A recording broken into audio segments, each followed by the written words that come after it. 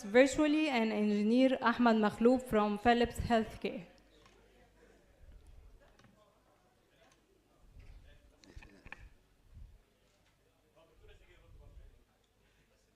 انت لوحدك، اقعد لوحدك، محدش يقعد معاك. حبيبي اتفضل، نورتنا. حبيبي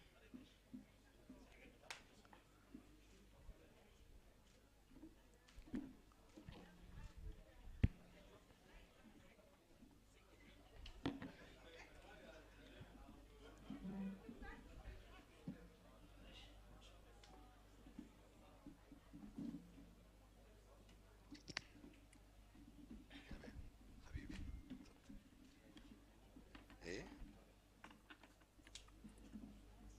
هو ممكن نعدل بس، ممكن نعدل اليوفط، خلي يعني كل واحد يقعد مكانه وعدل اليوفط بس. ودي دي نمرة 2، خليك مش مشكلة. ودي نمرة 2 هناك بس كده. لا تمام كده، تمام بس.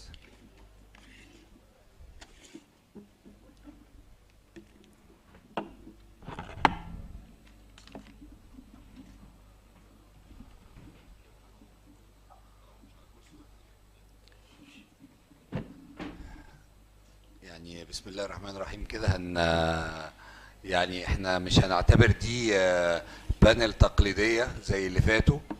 احنا عاملين دي كده بمثابة مديتيشن سيشن للشركات تفرغ فيها كل الشحنات اللي بتعاني منها الفترة الأخيرة. فاحنا كان لينا دور مهم معاهم ان احنا يعني نحاول نخليهم يعني يجوا قدام عدد كبير ويخرجوا كل اللي جواهم يعني. فمهندس رضا اتفضل نبدأ كده بأول سؤال.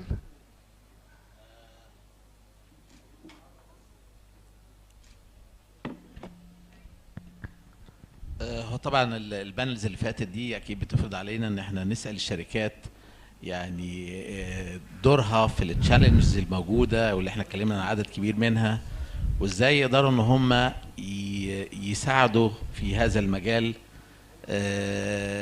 لان احنا زي ما اتكلمنا في البانلز المختلفه، دور الكلينيكال انجينير والميديكال بلاننج اكيد الشركات بارتنر رئيسي في ده، وبارتنر رئيسي في كل البروسيس اللي هي بتتم في هذا المجال. فعايزين يعني نسمع آراء المختلفة والإمكانيات المشاركة في هذا الموضوع بالأشكال المختلفة ممكن تكون إزاي. شكرا يا باشمهندس. اعرفكم بنفسي، انا المهندس احمد مخلوف. معلش انا مهندس احمد، معذره عشان احنا معانا مستر الين طبعا. فاحنا البانل دي هنكملها انجلش، معلش. Okay. So I'll first introduce myself. My name is Ahmed Makhlouf. I'm managing the precision diagnosis in Philips North Africa.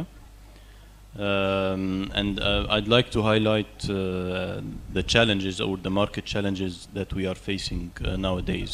Of course, we had a lot of, let me say, inconsistent challenges that happened during the last 3 or 4 years, starting from the COVID and the Russian-Ukrainian war. These all affected the healthcare industry massively. Of course, the world is now very dynamic and the challenges are not constant. But I try to pick two of the main challenges that we are currently facing and has a huge impact on the healthcare industry. And I'll start by the semiconductor shortage, which is globally affecting the healthcare industry. Now, the semiconductor market is now in 2021 a $450 billion market, and the healthcare is only oriented with 1% of it. So there was a huge backlog during the COVID closure of the manufacturing, and now the majority of the supply is going through the telecommunication and the automotive industry. So this was a huge challenge for all the healthcare providers to shift the backlog and get the required supplies from the semiconductor manufacturers. And I think it's still going on, but this made us think quite a lot of What about having this in-house or having other approaches to solve this? And I think the second thing or the second challenge I'd like to talk about now, and you already talked about in the previous session, is how we see the future of the healthcare industry, whether it's now just a commodity of equipment coming through the healthcare providers or the healthcare industry, but now the future that we are looking for more of a solution-based all-in-one approach. And this, I think this needs quite a shift in the mindset of the biomedical engineers as a start on how to construct the planning of the hospital and the planning of the future healthcare provide to be not oriented on the medical equipment by itself, but on a whole solution. And this also will provide solution for the current situation that we are having and the global maybe on the reduction of the healthcare professionals. With the introduction of the solutions, for instance, the tele-ICU, we can solve this. In Egypt now, we can see that for every 10,000 patients, there is around 8.6 doctors available. And the world norm is 23, so we are far beyond the world norm. What solutions like the tele-ICU can this offer? So a professional doctor can be in a command center, centralized command center, and he can manage 100 patients instead of just managing 10 patients when he's on site. So the thinking or the outthinking of solution-based is now the future. So it's not commodity equipment, not a solo MRI, not a CT. It's how to get the proper solutions to solve the challenges that we are facing now with all the resources, which is not very much that we are having. I picked just two challenges. I think our colleagues will extend this, so I'll give it to... Thank you. My name is Mohammed Haroun. I'm the General Manager of GE Healthcare Egypt, Northeast Africa. First, thank you for having me in this panel, and I'm here in this event in two capacities. The first capacity is my position as the GM for GE Healthcare. My second capacity, and I'm actually feeling more thrilled with the second capacity, is my personal capacity as a biomedical engineer and a biomedical graduate since more than 2 decades here in Egypt. For the challenges, it's actually, you can have a long list of challenges, whatever the industry you are in, whatever the business you are in. However, the two known classifications for the issues, problems, or challenges are the observable, and I'm going to speak a little bit about the control engineering, being a biomedical engineer gathering. So you have two sets of issues, or you can model it as two sets of variables. You see what's observable, and this is what you can observe. These are the challenges that you can see, you can observe. You see that these are big challenges to your business or to the market. And the second set of variables are the controllable variables. Despite the importance of all the list of variables, however, as engineers, we all know that the focus should be going first to the controllable variables and try to control and go in the right direction through the feedback to get the desired outcome at the observable challenges. Speaking about what we can control here and what kind of challenges can we address from the controllability aspect, one thing is moving the healthcare from service provider perspective to outcome-based healthcare delivery or healthcare planning. And here, this issue, I think, can be tackled best from the medical planning aspect. Having the healthcare providers, having the equipment, having technology dispatched to a healthcare delivery institute. I think what we are missing at a macro scale is having this feedback of how good, how fit are these technologies, are this equipment to the main purpose of serving the patients. So having the feedback after the technology is being dispatched, the equipment had been dispatched to the healthcare institute, we need to have a systematic way to measure the performance of the dispatcher technology of the installed equipment.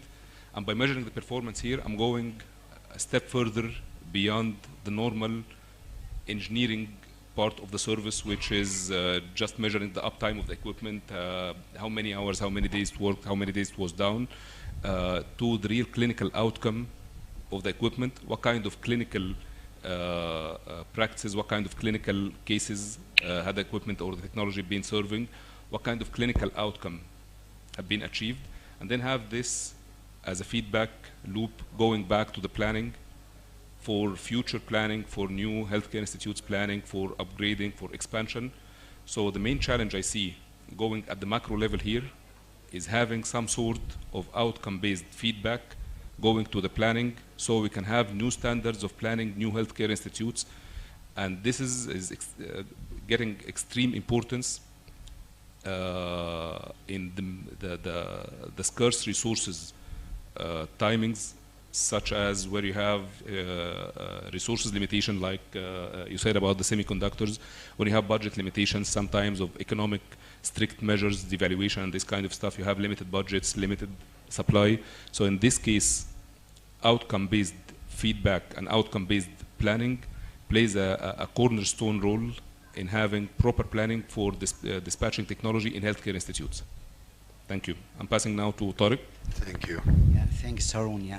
First of all, I would like to congratulate all of you for this initiative coming from Dr. Ahmed and Engineer Ahmed Sidawi, and really it's a very good initiative, and we need it. We need to sit together to improve our situation in Egypt, and thank you very much. And I would like to thank first, and this is sorry, exception from Siemens, I would like to thank my manager, my previous managers, and my teacher in the previous 20 or 25 years, Engineer Mohammed Al-Utidi and Engineer Ayman Husseini.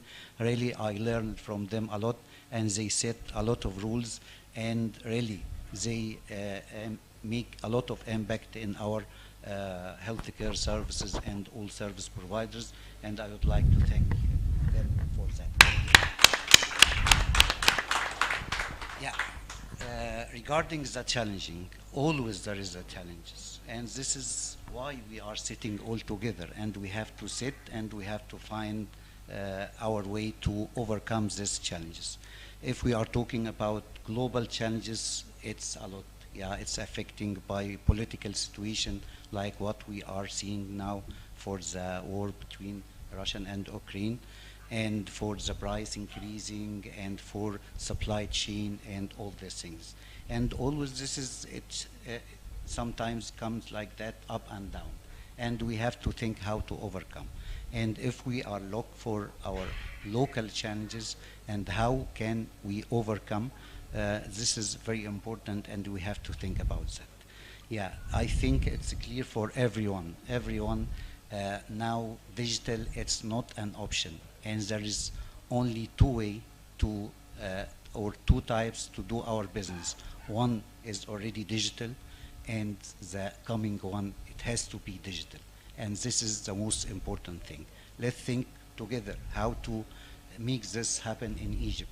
It's if we look to I would say to the high level or the ranked one countries like Europe or US, we will find yes, this is working, and this is really, we can see it, and I think our colleagues can agree with me that it's affecting and it is improving a lot and a lot. So how we can overcome this is coming, first of all, we have to build a very strong infrastructure in the country, and this is, we are trying to do it. We are trying to push our government and our partners to do it. As an example, for service engineer, my background was service engineer, and I used to go and to repair the equipment, and takes long time. Nowadays, it's the strategy and the approach is completely different from on-site to online. That's mean we can approach, we can connect, we can access our equipment and repair it without spending long time on the field. And with this, we can increase uptime. This is a very simple example. Second one, and I would say this is globally, and it's surprised me that we are more than 7 billion worldwide, and we discovered, and this is a statistical study, that more than 3 billion, they have no access to care. They don't have the proper services. And this is, it's a lot, 3 billion. And this is in Africa and in far area. And I would say this is even in Egypt, I would say even for the government, this Haya Karima project, they are trying to access and trying to penetrate and trying to improve healthcare services. And this, I would say, it's a global challenges, and it is in Egypt as well, and we have to work on it. Working on it by having new technology, by improving services, and digitalization. Digitalization, it's not an option.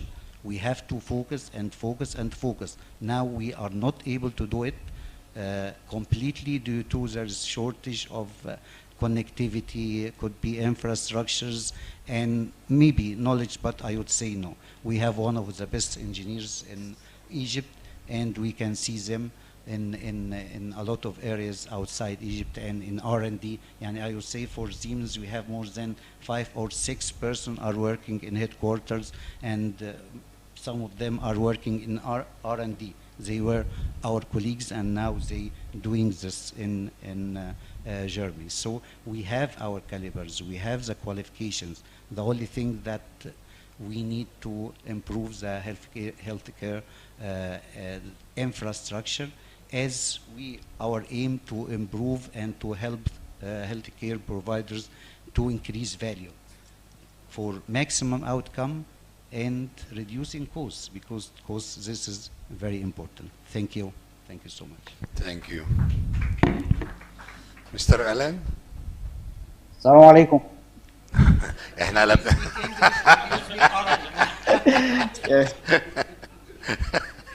It's my turn now. Hello? Yes, your turn. Okay, all right, thank you. It's a great pleasure for me to be part of this big event. And I've been told by my colleagues on site in Egypt saying that, you know, this is going to be a very big event in the biomedical engineering circle. And I'm very glad to meet all these experts on site. And then unfortunately, because of my operation, my surgery in China, so I am still absent from Egypt, but I'm coming back to Egypt next Friday on 23rd September. So I'm very glad to be part of this event. And then I would like to take, you know, a very few minutes to share my point of view regarding our the challenges that we're facing in Egypt. The first one is, this is my point of view. Given the dynamics in Egypt market, especially the operations of the running cost of all these medical devices and equipment, and how, as a manufacturer or distributor in local market, we can facilitate or we can help our customers, the hospitals, clinics, and diagnostics centers, to lower the cost of the equipment procurement and also the maintenance, but at the same time to keep the high quality of the medical services to the patient. So this is a dilemma, at least as far as I can see, that, you know, this is the biggest challenge in Egypt market so far.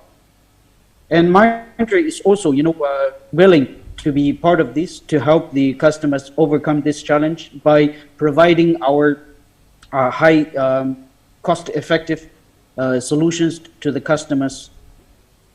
And also we would like to give another solution, you know, by what our colleagues have already been talking about, the digitalization and also the IT integration of all these devices in the procurement and also in the maintenance and the connectivities in running this medical equipment.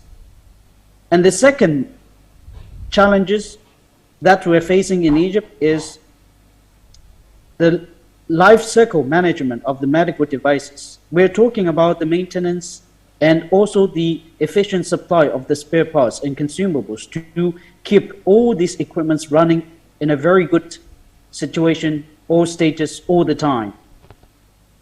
We are very much stuck by, the challenges caused by this Russian-Ukrainian war, and also the supply chain has been blocked by, the kind of, policy due to this devaluation of the Egyptian pound. So we are not feeling, comfortable or able to do, much more than we expect in the life cycle management of all these medical devices. And the number 3 is we are talking about the challenges in the import. So far, we are feeling that the central bank in Egypt is imposing this, new regulation, and this has been a big, challenges for us, to supply, because we can see that there's a big demand in Egypt over the past years, which has been boosted by the big vision of the government. So we are feeling, kind of helpless to fulfill this big vision by the government through the import of the medical devices into Egypt. And the number 4 challenges that we're facing, I think it's not only for the current, it's going to be in the future. The Egyptian government is promoting the local production to help the customers to lower the cost, to get the best supply of the medical equipments and consumables, and at the same time, very fast delivery by local production. But unfortunately, so far, we are not able, to be part of this for a lot of reasons. But I think in the future, with the more and more facilities from the government, and then all the stakeholders and players in this market can help in this regard. But this is kind of mid to long term, but not for the short term. So I'm feeling happy that I have got this opportunity to share my point of view regarding these challenges, this topic in Egypt, and then I would like to hear some feedback and the comments from the other speakers. Thank you so much. Thank you, Mr. Allen.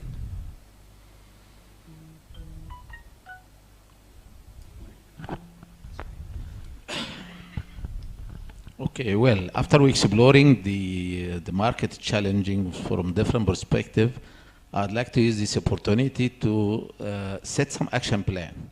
As we are gathered, at least we have to move forward in one direction. Addressing the problem is something, discussing it's very good, but let us move. There was some requisition during the panel that our partner, I would say it this way, should focus more on training and transferring technology to the biomedical engineering and clinical engineering more and more. It's not linked by contract. They have to have some sort of, if I would say, for their CSR, for example, that they have to focus on the training. A lot of people already talk and mention this. This is one of the action plan I'd like to address it to the company. I have 3 actually. The second thing is co-share the risk. We talk a lot about the uptime and how we secure the uptime to make the service available, to make the patient have his own diagnostic or therapeutic services without any disturbance. So how can we, improve this more? We talk about the contract and contract condition. And as I mentioned in my talk that we are not looking for penalties. Penalties is okay. This is the old scheme. I would like to have that this contractual, with the companies in general, to be a partnership, especially for the major equipment or for the, critical equipment, that we need a real partnership. We had an exercise already we started, so that the idea is not, new, but it has different way of handling it. Some company in the past, according to their policy, and maybe they can review their policy or address it in another way, that the first line of the service or of the maintenance be done by the hospital staff after receive the proper training. and we had already this program. Some companies, they have different kind of contracting. They name it indifferently, the level of support differently, but we suggested a new one lately, which are shared services. Shared service means that the clinical engineer at the hospital will be authorized, not trained, authorized. He can submit his, the qualification or what the company required as a prerequisite. We have some contracts running right now at 7357. And the company testing him, training him, authorizing him. Then we could have what we call it a shared service contract. It is something between the full and labor. We still have the coverage from the company, but this was, during the discussion, get a benefit for everyone. Definitely response time will be much faster, so the engineer already in the hospital, trained, authorized. Second, it saves the company engineer to come to solve, if he couldn't solve it over the phone or remotely. Third, keep the clinical engineer within the hospital, dynamically with the services and correction and keep the machine in uptime. Unless it was suggested, and some people was laughing at it, according to the new policy of procurement of the equipment, there is a lot of equipment procured in bulk. And sometimes a huge amount of equipment need to be installed in a very short time.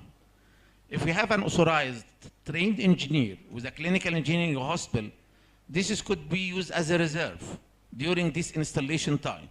The company does not have to employ a huge number to get a huge team or getting somebody from outside to support this installation or support. So it's different benefits for the engineers, for the company, for the facility itself.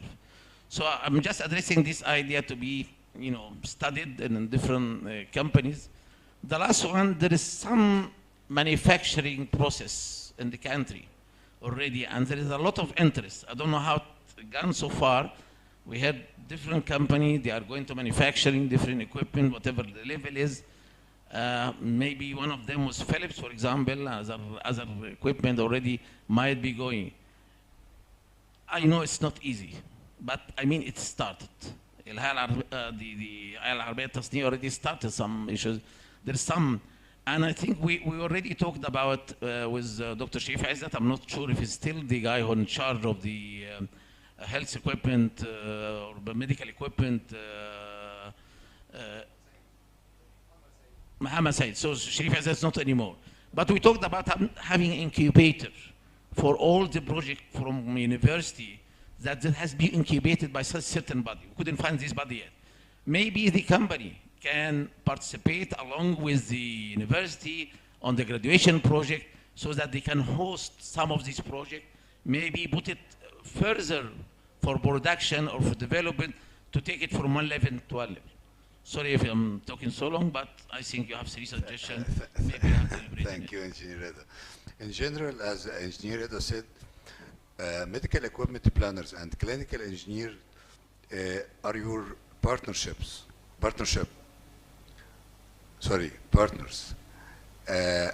What the benefit of this integration to overcome some of the challenges companies face? Well, I think with the challenges that I've just stated, I think that there's a very vital role, especially for the medical planning. With the shortage now, if we are having a long-term, accurate medical planning of the requirements, and I'm talking about whether it's a private sector or even on the public level. If we're having a true vision of 3 to 5 years, what's the medical equipment needed, and what's the medical solutions that's needed, and what type of solutions that can replace the commodity equipment that's needed to fulfill the needs, now it's quite crucial to start this accurate medical planning. And on the other side, if the medical providers are having this vision, they can have internal alignment with the factories on what's the supply for the next 2, 3, 5 years, and then the manufacturers can have a good integration with the semiconductor or whatever third-party requirements, and then they have a proper planning. So I think now is the time for a proper medical planning, and it's into the details. It's not just a bird's eye view. We need a detailed medical planning. This is coming from the private sector along with the public sector. And I think it's also integrated with what kind of healthcare providing we are looking for. I mean, we are having unutilized assets in the country. So I think that another exercise should be done on whether the equipment is underutilized or overutilized, and which type of specific areas that need assets. So the asset management is also quite an interesting topic that we need to focus on in the next years, to see the over and underutilization and how patients can manage with all the assets that we are having across the country. I'll give it to Engineer Haroon, can a good planning overcome the challenge of long lead time? Yeah, I second my vote to Engineer Makhlouf's comment about the importance of clinical planning, and also the extremely important comment about the underutilized assets in country.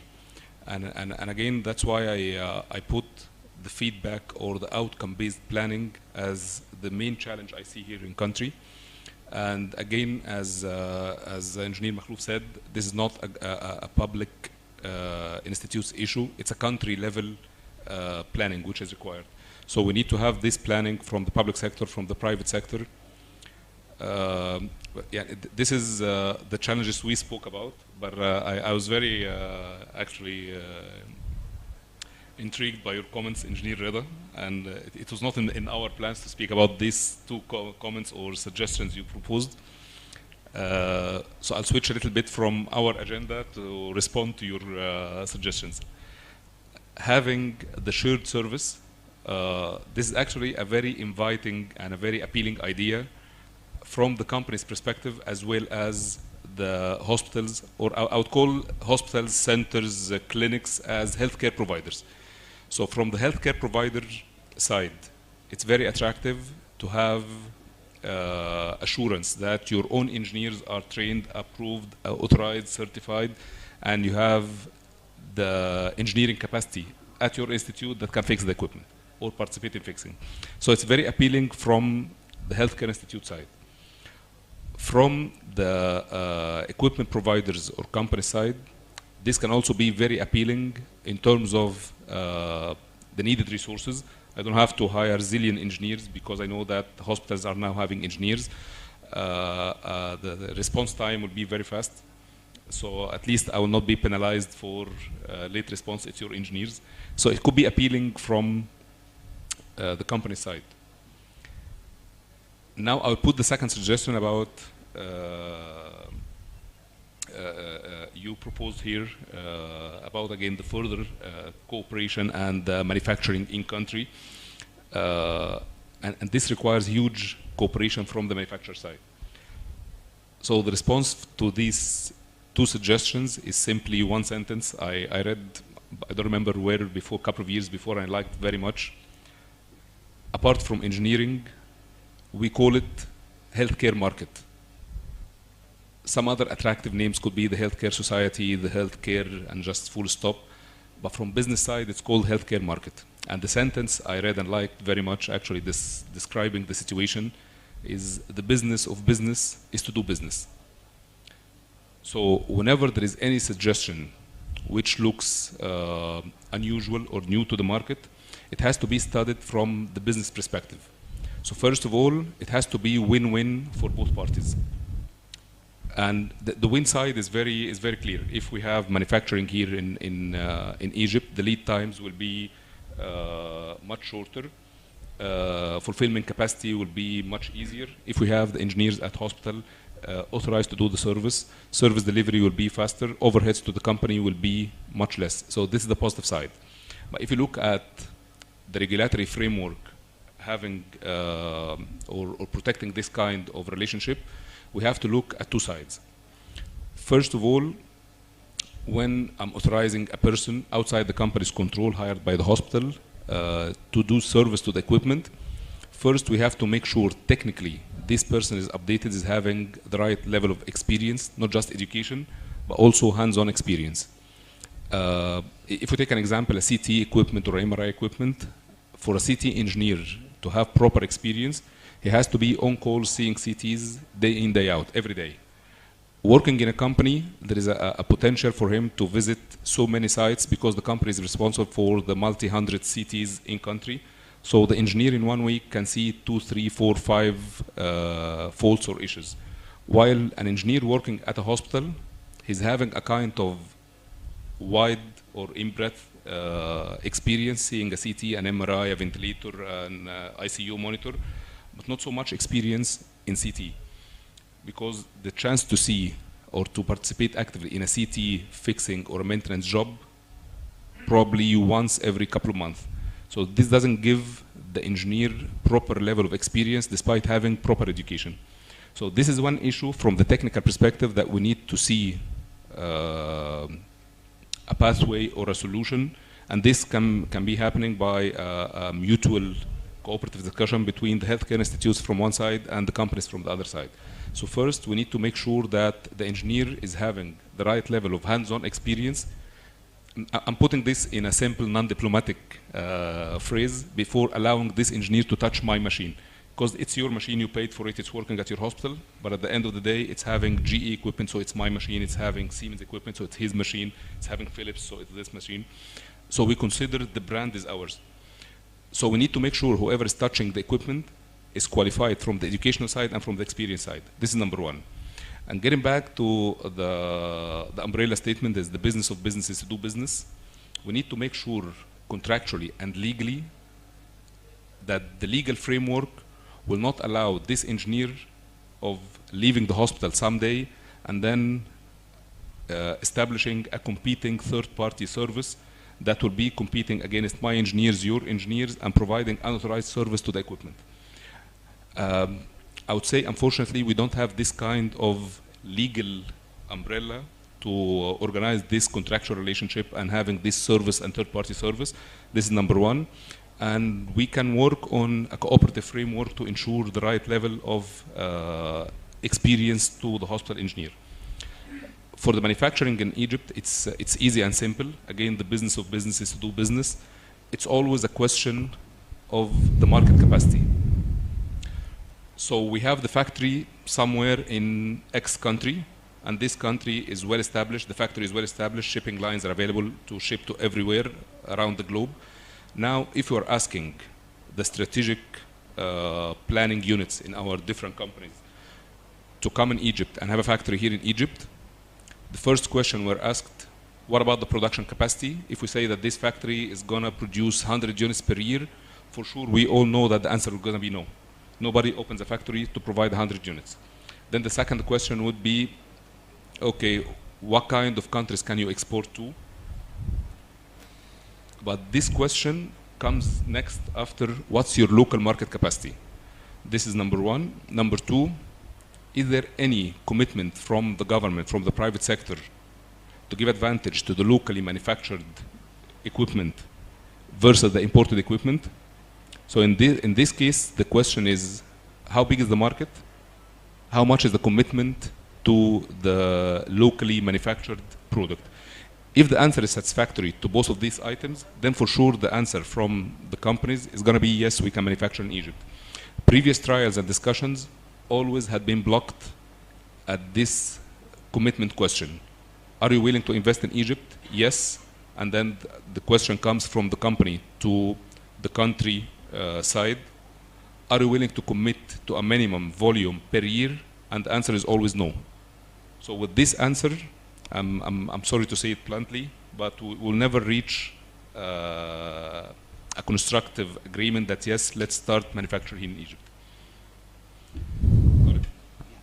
Thank you, Harun. Yeah, I'm totally agree with our colleagues' comments because we went through this experience with government to have our local manufacturing in Egypt, as we are responsible about Egypt and some African countries. But to do this, we have to have a very clear planning how we are going to move forward together. And as long as we don't have it, then we cannot commit and we cannot move forward. But I would like to comment on Engineer Reda regarding training, training first, because I think it's very important learning. If we stop learning new things, we will stop doing good things. So it's essential for everyone, and we have to focus on that and investing in our people. And I think this is what multinational realize that, and focusing more and more on the people, who's driving the ideas, who's performing, who's in production, everywhere.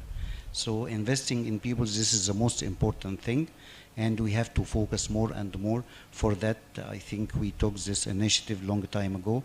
Our colleague Tarek Ashraf is now, he's moving forward and very fast with Siemens Academy. And we had initiated this innovation think tank. And this is a new idea to let every engineer, every student, every doctor to participate on that. And with new ideas, whatever is this idea is helping or improving healthcare services. And this program, I think we run this project 2 weeks ago, and we doing on a regular basis. And I think this help a lot in case there is an ideas. And there are a lot in Egypt, by the way. We got this experience, and I think Engineer Reda knows this very well, and we can work on that. So we have very good calibers, but we have to take care about them. Yeah, this is my comments on learning. Your investment in people outside Siemens? This is a very good question. It's a mutual benefits. We, our aim to improve healthcare services, and I think everyone has his equipments or his system. He's aiming to get the maximum outcome of that. And if I see our equipments not working in a proper way, or there are more and more to do, we can do it. And even we, within our academy in Egypt, or we can do it. We can do it remotely. And we have this connectivity. The only obstacles, and I repeat it, and even I repeat it with the high authority in the country, yes, infrastructure. We have to improve this, to have access to care for everyone, everywhere. This is the most important thing, I would say. Thank you. Thank you. Mr. Allen? I think you're still on mute. You need to unmute. Unmute, Mr. Allen. Oh, sorry. Thank you for wonderful recommendations from my colleagues in different companies. I would like to add my point of view regarding the recommendation to overcome these challenges. The most important thing is to empower the engineers, the nurses, the medical staff, the people, if the people are ready, and then when the equipment come, and it will be a perfect match. So we have to do things in advance.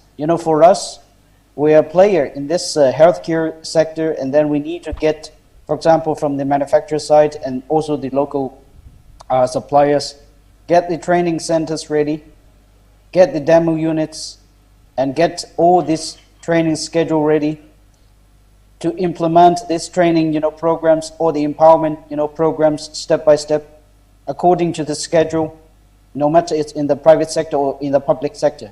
We can classify them into different level according to their priorities. If we're doing a good business in the public sector, okay, maybe the shift or the focus is going to be in the public sector first. And then the private sector, we had a very, bright future, and then we're getting things ready pave for the future. So we're putting, in parallel, both of the public and the private. I think this is the commitment to the local market with something very practical. Otherwise, we're talking something which is not implemented in the market. And since we have been playing in this market, committed to this market for a long time, and we understand the vision of the country, we understand the mentality of the customers, and we also understand the initiative or the motivation of the engineers or the medical staff in the hospitals. They are eager to grow. So how to grow? And the players, like the manufacturers, they can play a facilitating role in this by giving, by accessing to the training centers and the training programs, and classified into different level, from the basic, the mid-level, and also the high level. And the last part is when the people are getting up to date in this medical equipment and the latest technology, and in the future we can have that kind of visit, by inviting some of the trainers to be the trainer of the trainers in the future. If some of them, I like the local Egyptian, very talented, engineers or the doctors, whoever inside this circle, and then they will be trained by the different players in the market, and then they can come back and serve in the whole society as the trainer and give the training to them, not only relying on what we as manufacturers are doing, in Egypt. So this is my point of view. Thank you. Thank you. I just have 3 comments on what G is saying regarding the suggestion. I totally agree about the business. When the business condition is not met, it will not be not met. So I mean, nothing to do about it. But the other thing that that I mentioned that the company will set the prerequisites for the train. So this is goes without saying, because when I meant by authorization, you even after training testing them. So like they already their engineer directly. The last one, as I think we are both would like to find a solution for the trained engineer in any of the company.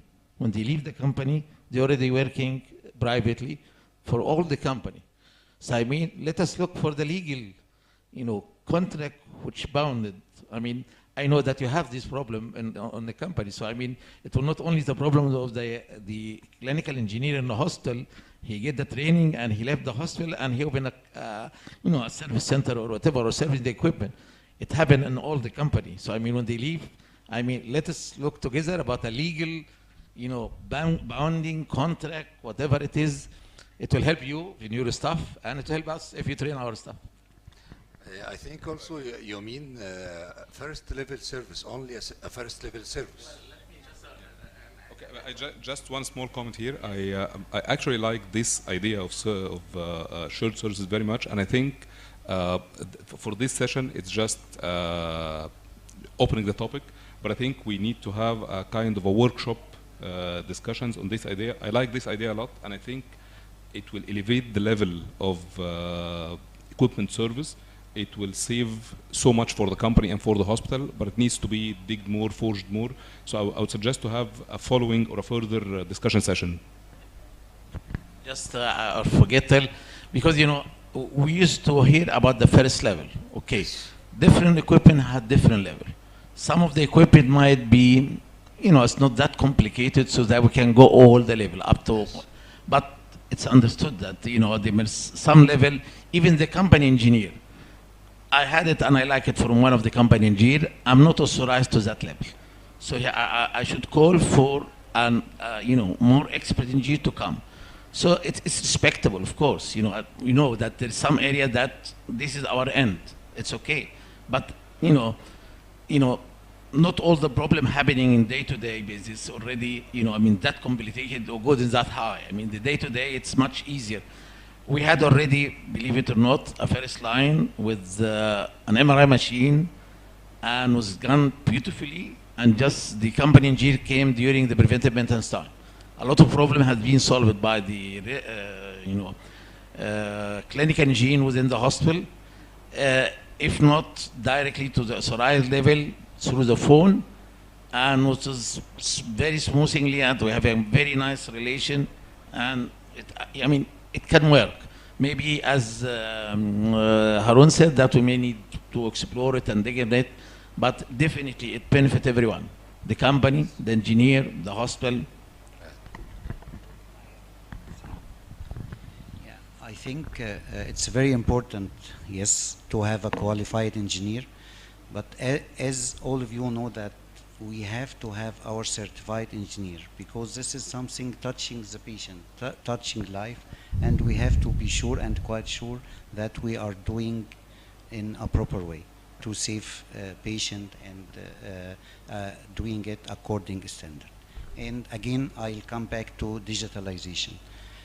I'm a service engineer background. I used to do CT and MRI long time ago, and during that time, I think one service engineer only able to service 3 or 4 equipments, and this is it's like that, because fixing any fault, it takes 2-3 days, sometimes 1 week.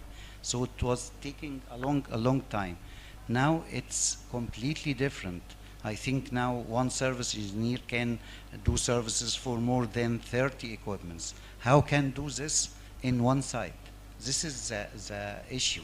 And we are investing a lot, and we're ready to invest and ready to improve. And again, as Harun said, if he's going to service only for one equipment, to get experience, it will not be easy.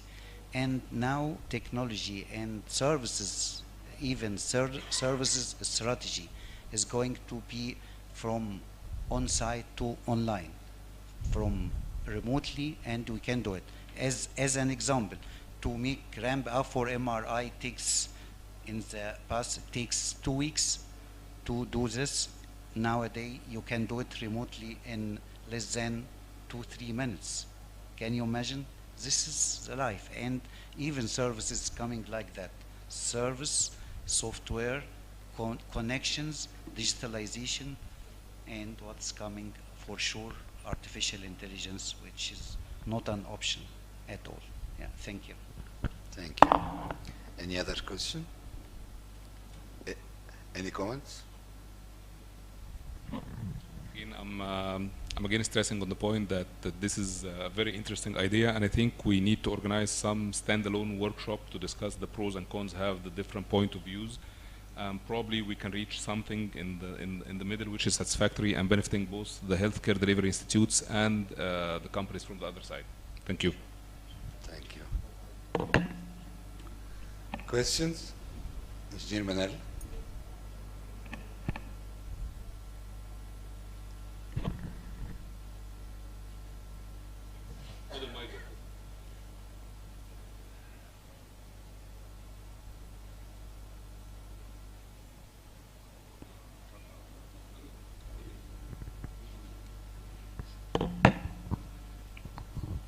Let me ask our partners, as Engineer Reda said, and add to his requirements, because I think that most of biomedical engineers in Egypt didn't know the actual shape or working flow in your factories.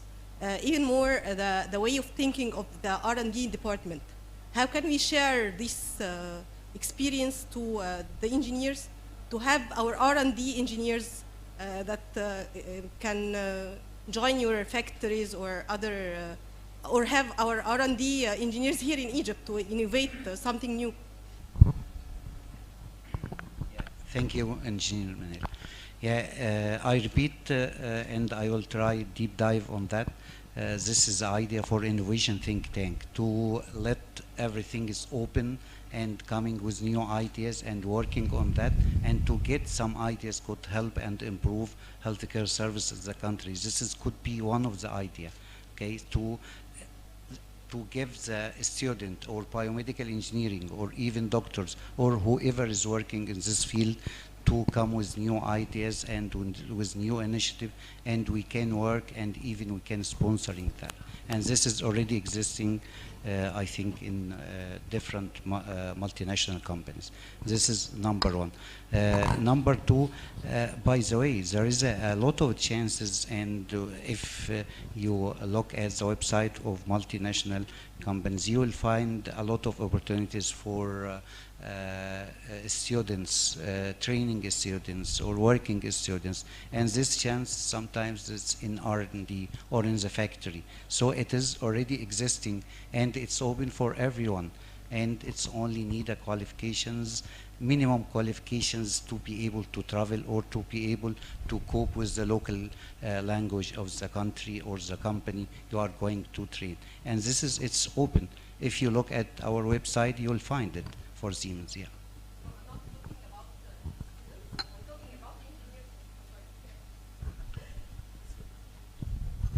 Actually, I'm not talking about students. I'm talking about our engineers, our clinical engineers or planners, and just to see what's happening actually in the factories and R&D department, to replicate it in maybe another area or something like that.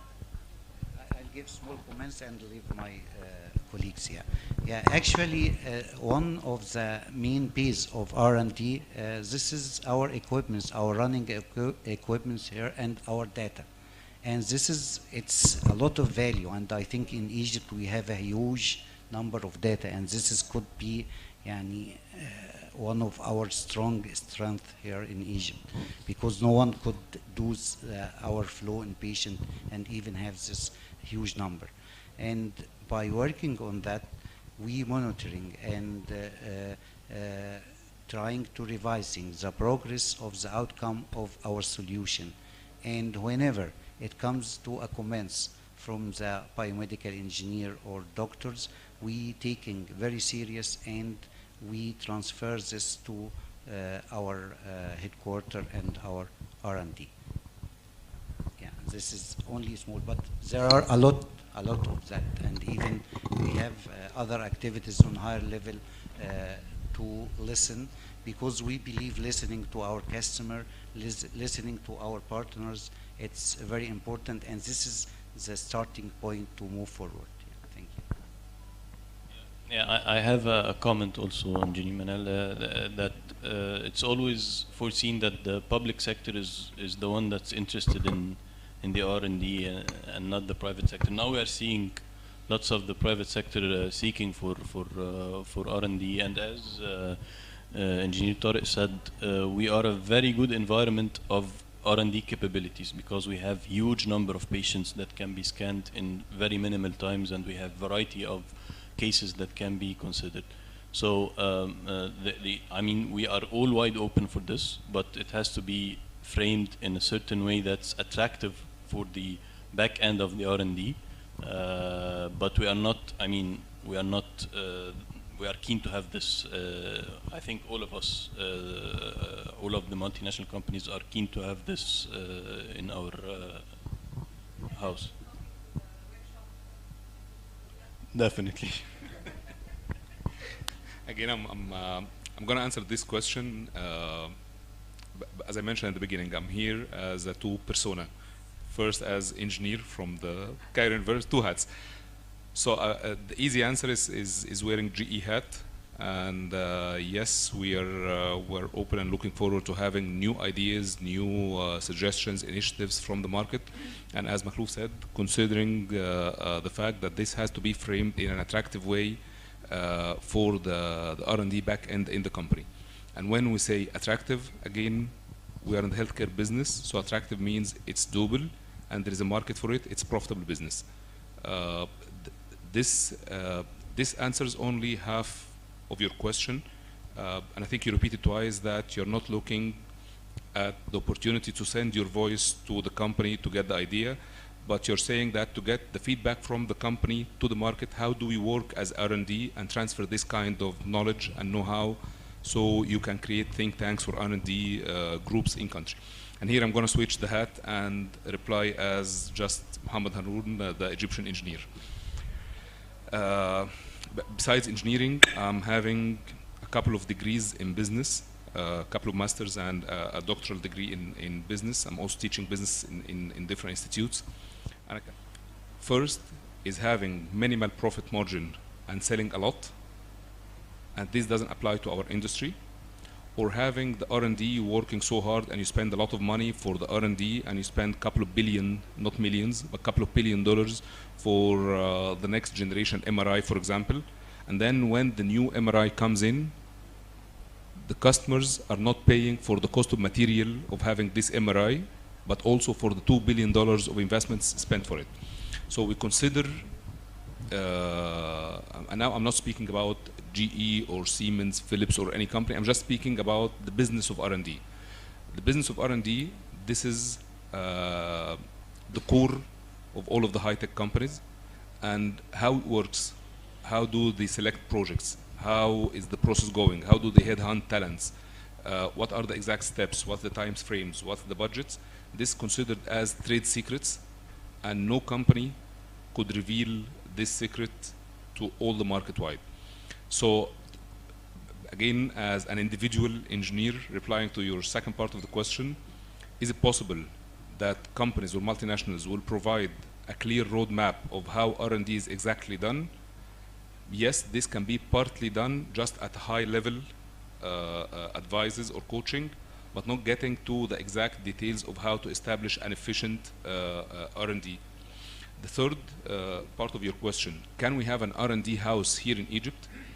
And again, we get back to the comment of Engineer Makhlouf, what's in it for the company to have the R&D center here in Egypt? What Tariq and Makhlouf said, and I agree to what they said, we're having here in Egypt a huge population. This huge population is providing a huge amount of data not available anywhere else in the globe, actually. Probably in the US, but here, with considering the ethnic groups, the general population differences being in Africa, being Middle Eastern, so probably something to genetics, something to the race, but if there is any individual differences or racial differences, genetic differences, we have the highest population in the world representing this part of the world we're living in. Digitalization, as Tariq said, this is something very essential, very mandatory, and it's enabling having this wealth, I would call it a digital wealth, consolidated somewhere. It's a pity actually to see this huge tons of clinical and medical data, images and different patient data. Just the exams are done, put in paper, and going down the drain. We're having a real wealth if digitized properly, and then there is a completely separate line of business going worldwide right now. Is called data monetization. So data monetization is something doesn't lead to R&D, but the byproduct is we're having a big bunch of very good engineers. Luckily, the era Tariq mentioned, the AI era, going and growing now, like it's booming now worldwide. All you need for AI is a good model, and this is not a tough thing anymore, but you need to have a good training data set to train this model.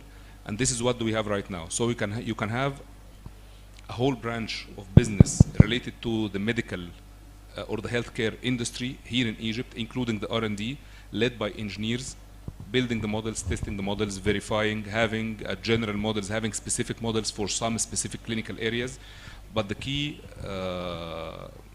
cornerstone for this, as Tariq said, is digitization, having this data well kept and consolidated somewhere in a digital format that's usable. This is number one. And for the high-level public institutes, as Makhlouf said, ranging from the Ministry of Communication and Information Technology, Ministry of Higher Education, universities, because this initiative is not going to come from the Ministry of Health. This is an engineering initiative serving the healthcare community. So the initiative is not coming from the Ministry of Health. It has to come from the engineering perspective or from a telecom perspective, having incubators, SMEs working on this specific area, probably guided by MOH, utilizing these tons of data that's available.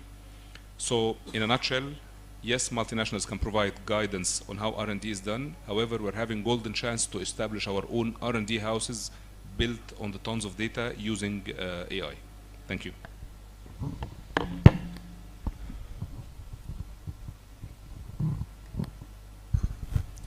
فتحي عفارة رئيس شركة الجيل.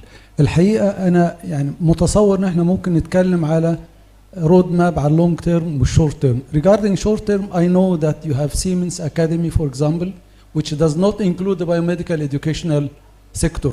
There was also Mubarak Call, which did not also include the biomedical. I would suggest if we could consider adding the biomedical engineering specialty in the current available educational academy, which is going very successful in Egypt. This could start, I think it is just next day with short-term vision, it could start. Regarding the long-term vision, we do expect from the multinational pioneer manufacturers to have a fingerprint on the community education. It's not, it is business-wise. It could be considered as a private academy where teach something could be unique, critical thinking,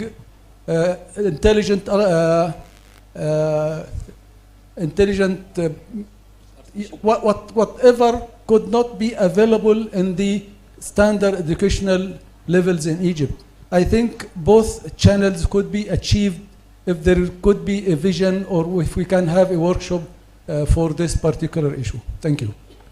Okay, I'll reply. Thanks for your comments and your question. For the first part, yes, Siemens Academy is working, and we noticed this, your comments, and we are working on that. And I'm not sure if we start to do biomedical engineering training or not until now. This not until now, not, but we consider this, and we realize it's very important. For the second part, it was. Any planning for educational academy, even if private, for teaching new technologies or? Yeah, we have this, but not in Egypt. We have it in headquarters. It's called value-added services, and this is including all different kind of training, like hospital management, like even C-level training. A lot of services, but not existing in the country until now. Yeah, thank you. Question? We can plan for having this in the future in Egypt. Egypt is a gate for the Middle East and for Africa. Yes, we're working on that, but I think it will come, but it takes time. Thank you. As you said, it's long-term plan. We are working on that. Actually, to be honest, in private, not governmental, but we considering this, but it takes, and it needs, thanks you mentioned, long-term plan. Yeah. Thank you. Thank you. Thank you so much. Engineer Ayman. With respect to shared service, as Engineer Reda was suggesting, I think you were asking the wrong persons. With all my respect to Haroon and Tariq and Makhlouf. Maybe I have the same thing, two hats, like Haroon was mentioning. I was working in a multinational for a long time, and I was working also in a hospital. And I had this experience of shared service, and it was very, very successful. And with time, the multinational was very glad to have an engineer trained resident in the hospital who belongs to the hospital, who facilitates their life. But you are the one who can force the multinational or even any company to accept that during the time it's in your hand when you are making the contract. And of course, the association, biomedical association, can make such, let's say, commonly known to all the clinical engineers. You have to oblige the suppliers to give you a kind of first aid or second aid training, and of course it is the supplier to put the qualifications, the minimum qualifications he needs in order, or the company needs in order to accept such shared service engineer working trained and then working with them in this. So it is not they will not, it's a monopoly. It's business, it's monopoly. And if you can break this monopoly, you will gain, they will gain. But for the short sight of we as a multinational, this is the hat of a multinational now. Our short sight, we don't want anybody to touch our equipment. We don't want anybody to harm our reputation. But still, they can train a qualified person, and then the shared service will be a very kind of, and now this is the association who is going to make such knowledge to the clinical engineering. This is your right to get the proper training from the supplier. And as we are just achieving the end of the day, I have to thank the organizers, of course, and the association for this day. And in order to have any of the challenges overcome, you need a critical, a very, very important subject, which also it can be an initiative for the association, is to make a synergy for the installed volume country-wise for the medical equipment. And nobody else can do it properly like the clinical engineers. So maybe it would be one of the initiatives which the association can put in mind, is how to achieve a pure, accurate inventory country-wise of the medical equipment in Egypt. Thank you, Engineer Ayman. Dr. Khalid? Sorry, one comment, because what Engineer Ayman is raised, this is very important, and even we try to look at the installed base only in our segments, CT and MRI as an example. There is no clear and accurate and strong database in the country. This is number one. And this is very important and could be a very good initiative from this conference and from this gathering. We can work on that.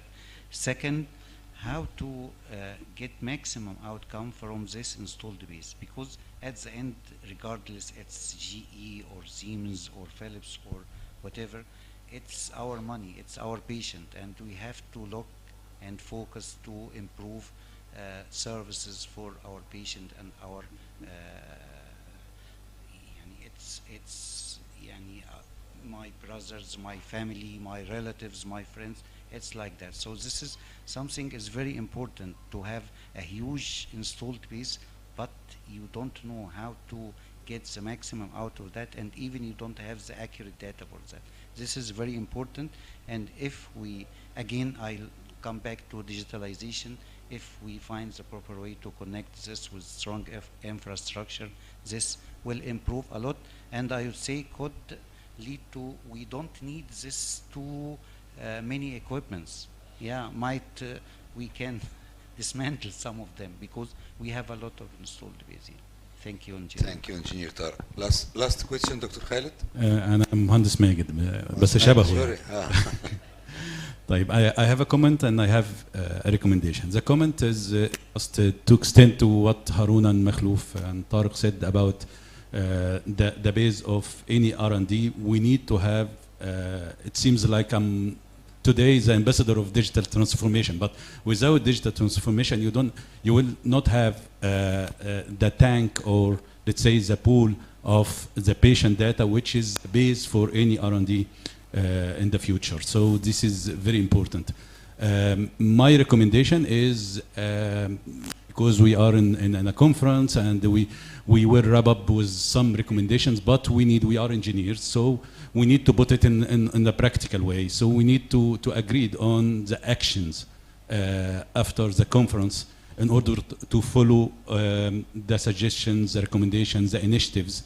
We are talking about education, we are talking about pool of digital information, we are talking about a lot of things. So we need to put actions, not just recommendations, in order to be hosted by this conference, even if we reach the association or the society to be like incubator for the action taken after the conference. Thank you. Thank you, Engineer Magid. Thank you, Engineer Tariq, Engineer Harun, Engineer Makhlouf. Thank you, Mr. Allen. Thank you, Angie. Thanks our leaders for this valuable and attention-catching discussion. I think we can identify some of the market challenges in our fields and be able to face them efficiently. And now our last discussions that are brought from overseas, from China and Saudi Arabia. with you the global experience you need in clinical engineering and medical equipment planning. Please welcome Engineer Rami Hazem and Engineer Ban Ho.